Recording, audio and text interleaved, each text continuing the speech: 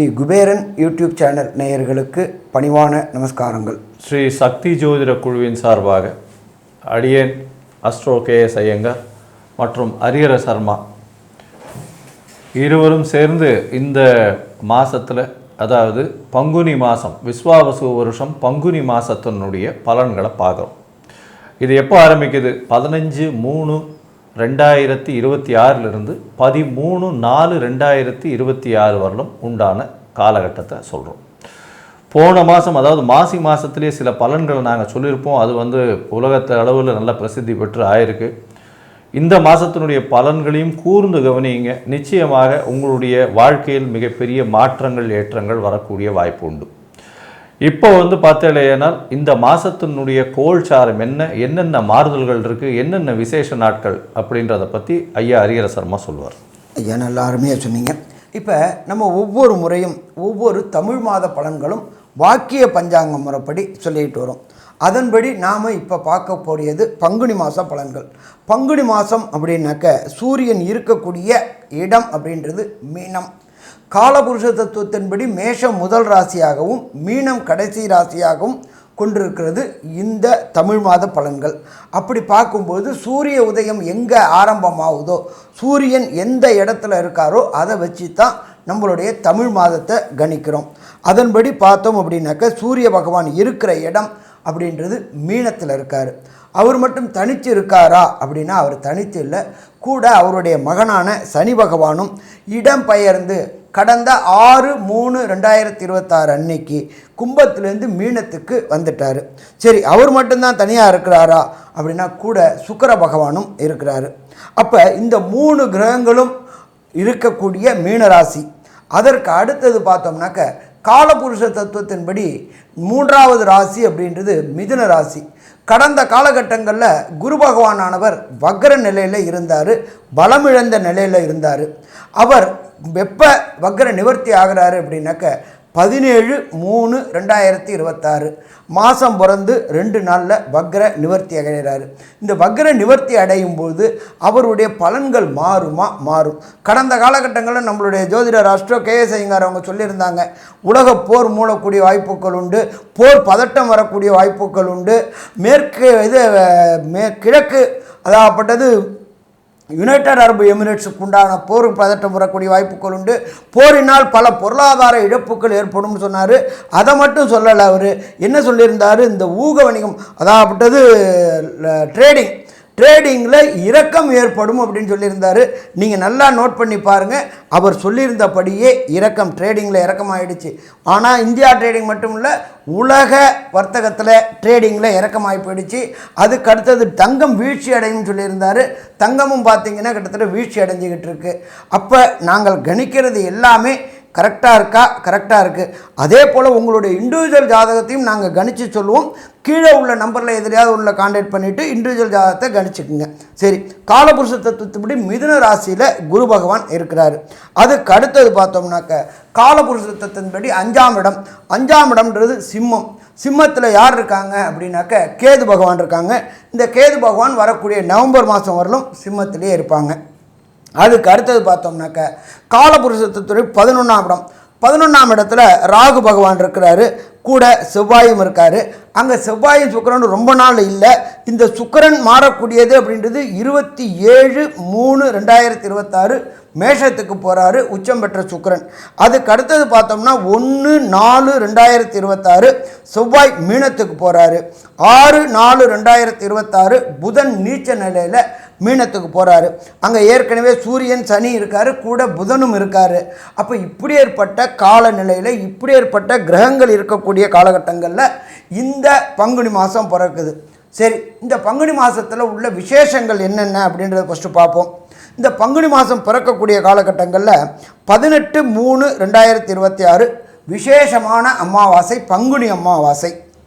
அதுக்கு அடுத்தது பார்த்தோம்னாக்க 19/3/2026 தெலுங்கு பேசுகின்ற மக்கள், கன்னடம் பேசுகின்ற மக்கள் கொண்டாடக்கூடிய பண்டிகை யுகாதி பண்டிகை தொடங்குது. அதுக்கு அடுத்தது பார்த்தோம்னாக்க 27/3/2026 ஸ்ரீ ராமநவமி கொண்டாடப்படுது. அதுக்கு அடுத்தது பார்த்தோம் அப்படின்னாக்க 30/3/2026 மகாவீரர் ஜெயந்தி.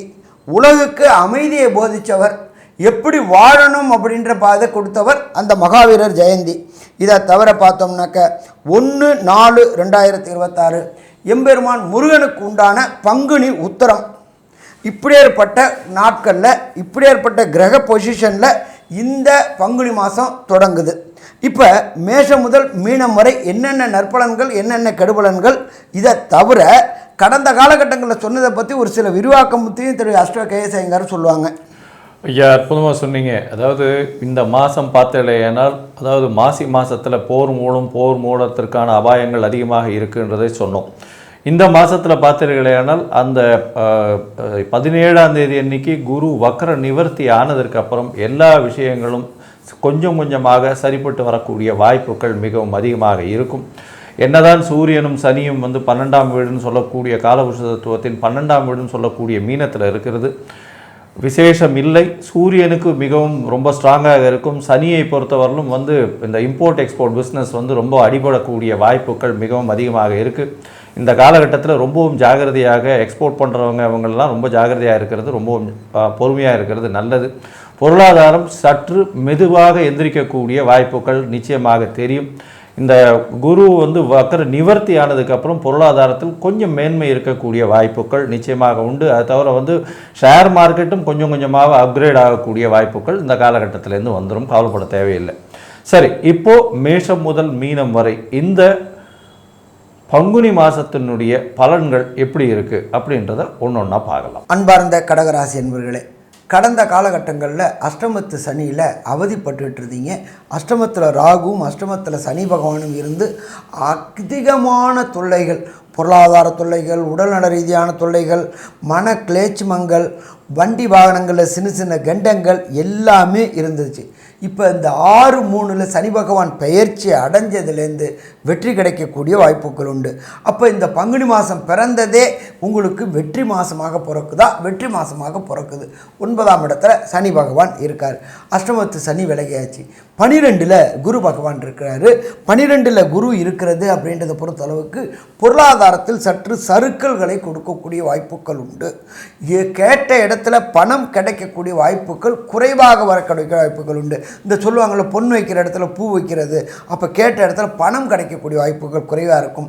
அதே போல் 12ஆம் இடத்துல இருக்கின்ற குருவானவர் மன கிளேச்சுமங்கள், மென்டல் டிப்ரெஷன், மென்டல் டிஸ்டர்பை கொடுக்கக்கூடிய வாய்ப்புகள் உண்டு. அடுத்தது பார்த்தோம்னாக்க 2ஆம் இடமான வாக்கு தன குடும்பஸ்தானத்தில் கேது பகவான் இருக்கார். கேது பகவானுக்கு இடம் கொடுத்த சூரிய பகவானும் போய் 9ல் உட்கார்ந்துருக்கிறாரு. அதனால் யாரு கூடயும் வாதம், விதாண்டாவாதம், வாக்குவாதம் செய்கிறத தவிர்ப்பது நல்லது.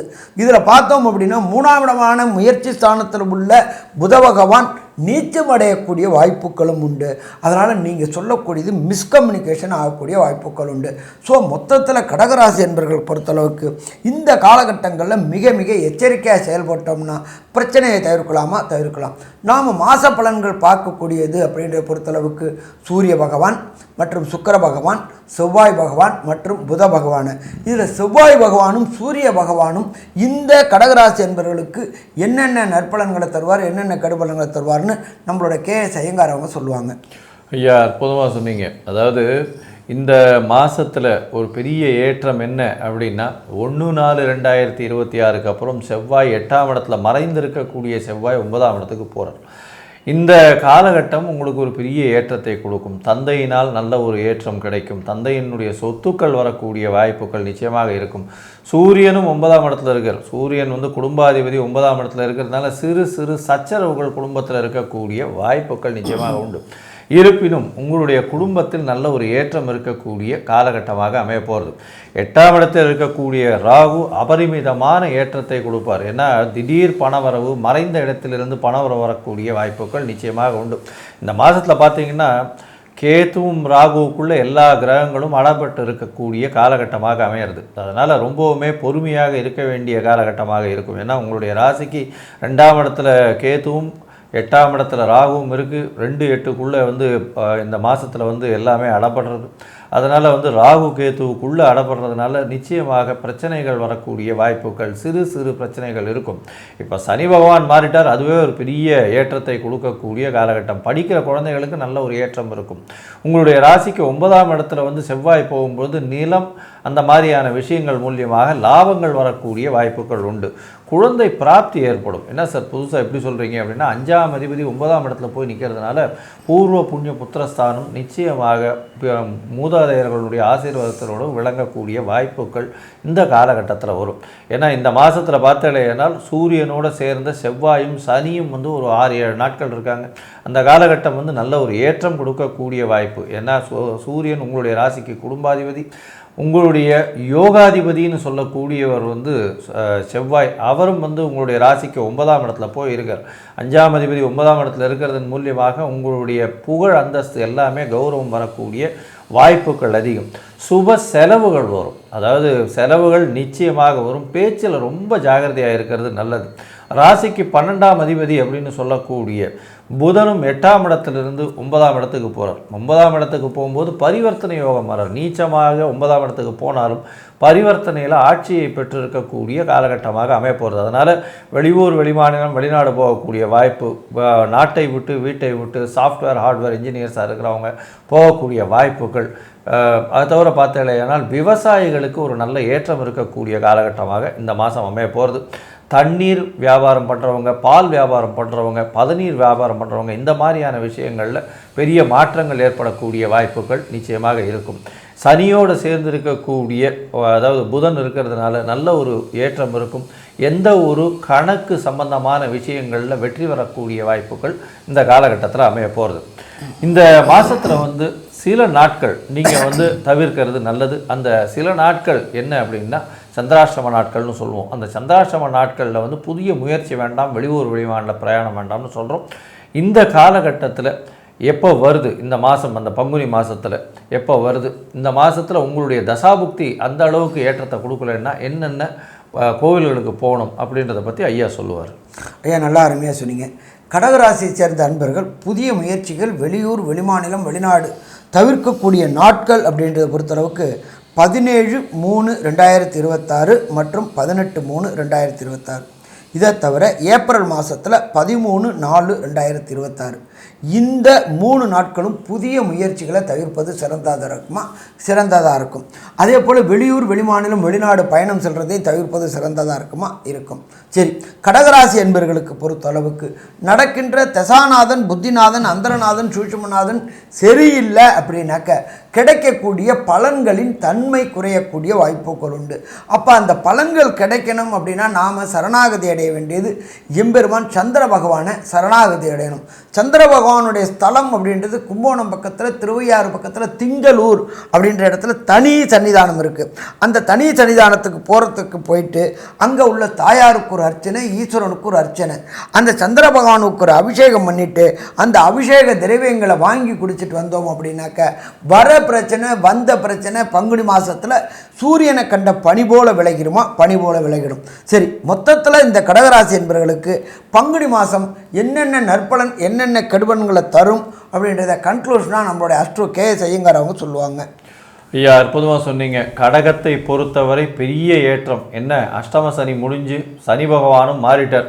இன்னுமே உங்களுடைய வாழ்வில் நிச்சயமான வசந்தங்கள் உண்டு. இருப்பினும் உங்களுடைய ராசிக்கு 2/8 வந்து ராகு, கேத்துவும் ராகுவும் இருக்கிறது அந்த அளவு விசேஷத்தை கொடுக்காது. பேச்சில் ரொம்ப ஜாகிரதையாக இருக்கிறது ரொம்பவும் நல்லது.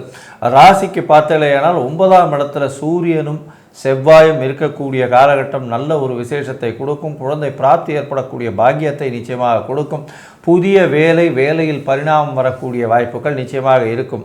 கடல் சார்ந்து வேலை, அதாவது வெளிநாட்டுக்கு போகக்கூடிய அளவிற்கு ஒரு பெரிய ஏற்றம். 17ஆம் தேதிக்கு மேலே குரு வக்ர நிவர்த்தியாச்சுன்னா வெளிநாட்டுக்கு போயிட்டு வரக்கூடிய அளவிற்கு பெரிய ஏற்றம் கிடைக்கும்.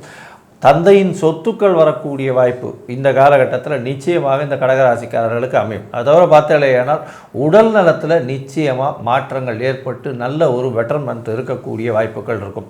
ஏன்னா இவ்வளோ நாளாக அஷ்டமத்து சனி வேறு, அதெல்லாம் முடிஞ்சு உடல் நலத்திலிருந்து நிச்சயமாக ஹாஸ்பிட்டல்லாம் போயிருப்பீங்க, ஹாஸ்பிட்டலைசேஷன்லேருந்துலாம் வெளில வந்து கொஞ்சம் கொஞ்சமாக இம்ப்ரூவ் ஆகக்கூடிய வாய்ப்புகள் இந்த காலகட்டத்தில் அமையும். உங்களுடைய ராசிக்கு பார்த்தேனால் 9ஆம் இடத்துல வந்து புதன் வரும்பொழுது பரிவர்த்தனை யோகத்தில் ஆட்சி பெற்று போகிறார். குருவும் புதனும் பரிவர்த்தனை யோகத்தில் ஆட்சி பெற்று போகிறது பெரிய ஏற்றத்தை கொடுக்கும். முயற்சிகளில் வெற்றி பெறக்கூடிய வாய்ப்புகள் நிச்சயமாக இருக்கும். உங்களுடைய முயற்சிகள் மூலியமாக அதிகமான தன லாபங்கள் கிடைக்கக்கூடிய காலகட்டமாக இருக்கும். பண வரவு சற்று கம்மியாக இருந்தாலும் வரக்கூடிய பணம் நல்லபடியாக உபயோகப்படக்கூடிய வாய்ப்பு, சுப செலவுகள் ஏற்படக்கூடிய வாய்ப்புகள் இந்த காலகட்டத்தில் அமையும். மொத்தத்தில் பார்த்தீங்களேனால் இந்த கடகராசிக்காரர்களுக்கு 85 விழுக்காடு நல்ல ஏற்றமும் மாற்றமும் இந்த பங்குனி மாதம் விஸ்வாவசு வருஷம் அமையும் அப்படின்னு இந்த சக்தி ஜோதிட குழு சொல்லுது. நன்றி, நமஸ்காரம். ஸ்ரீ குபேரன் டிவியை பார்த்தமைக்கு நன்றிகள். மேலும் இது போன்ற தகவல்களை தெரிந்து கொள்ள ஸ்ரீ குபேரன் டிவியை சப்ஸ்கிரைப் செய்யுங்கள். மறக்காமல் பெல் ஐக்கானை கிளிக் செய்யுங்கள்.